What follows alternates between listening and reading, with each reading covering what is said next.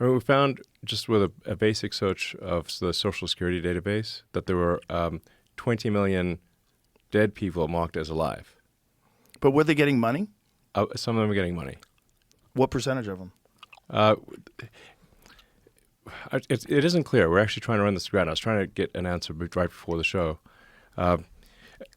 What it looks like is that most of the fraud is not coming from Social Security payments directly, but because they're marked as alive in the Social Security database, that they can get disability, unemployment, sort of fake medical payments, and other things because they're marked as alive in the Social Security database.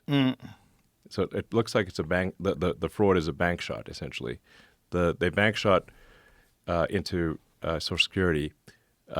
They just do an "Are you alive?" check, and then get fraudulent payments from every other part of the government. Oh. Yeah. And this exploits the fundamental weakness in the government is that the various government databases, they don't talk to each other. So they talk to each other very poorly in a very limited way.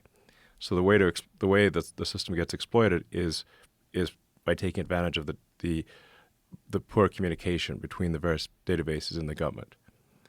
To give you an example of like what's happening in, say, Treasury, which is improving rapidly, the main payments computer is called PAM, like payment accounts master database or something like that, but everyone calls it PAM.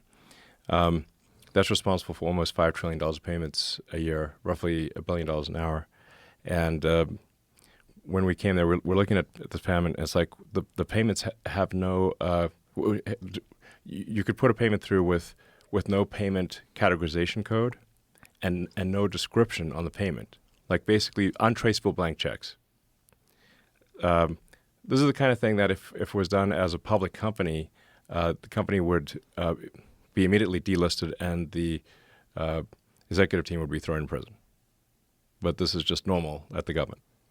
So we said, okay, our recommendation to the Treasury and the Federal Reserve is like we need to make the payment categorization codes mandatory, not optional, and there needs to be an explanation. We're not judging the quality of the explanation, but there should be some explanation for what this payment is for above nothing. That's a radical change to the system that is being implemented now.